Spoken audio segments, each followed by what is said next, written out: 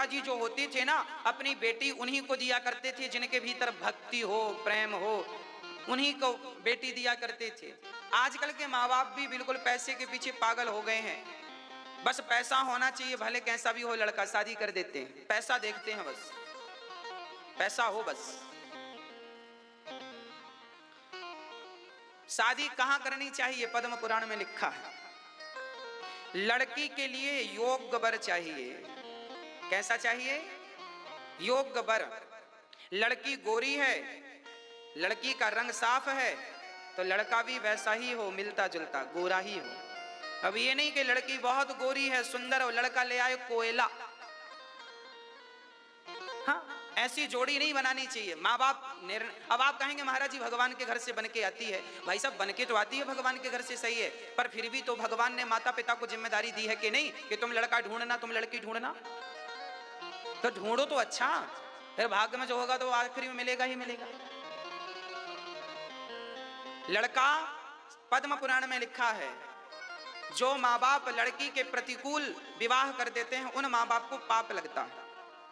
लड़की सुंदर है तो लड़का भी थोड़ा सुंदर लाओ, लड़का सुंदर है तो लड़की भी थोड़ी सुंदर लाओ, लड़की सांवली है तो लड़का भी सांवला चलेगा, लड़का गोरा है, लड़का बहुत सुंदर है तो लड़की भी अच्छी लाओ। जोड़ी अच्छी हो, खड़े हो तो अच्छा लगे, क्योंकि हर जोड़ी में राम सीता का दर्शन होना चाहिए। ये राम जी है, ये सीता जी।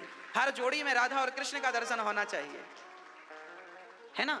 इसलिए जोड़ी अनुकूल हो, ऐसा हम नहीं कहते, शास्त्र कहते हैं। शास्त्र कहते हैं लड़की का विवाह वहां करना, ज्यादा बड़े आदमी के घर लड़की का विवाह ना कर देना। शास्त्र ये भी कहते हैं विवाह बराबर वालों के संग करना चाहिए।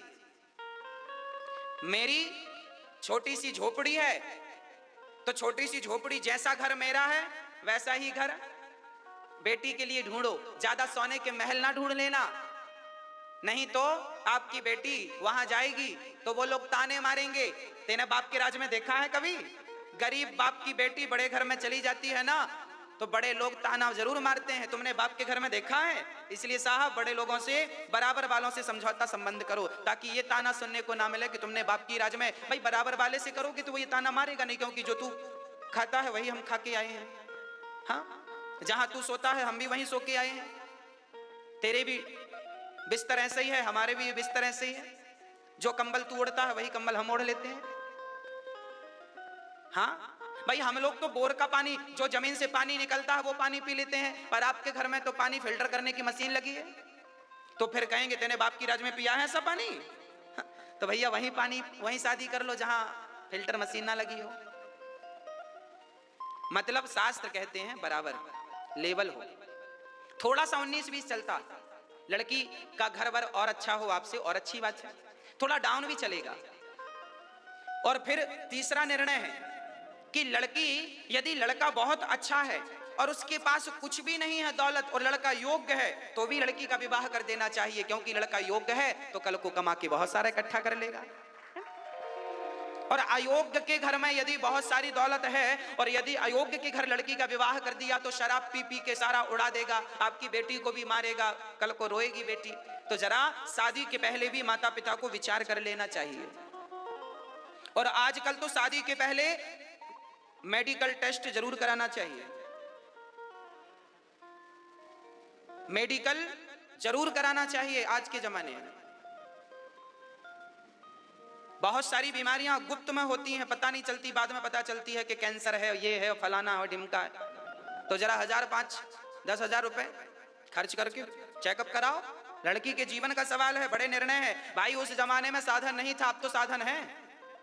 मेडिकल कराओ शादी करने के पहले,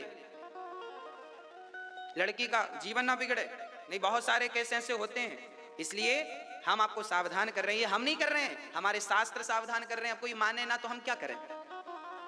शास्त्रों में लिखा है शादी कहां करना चाहिए, कहां नहीं करना चाहिए।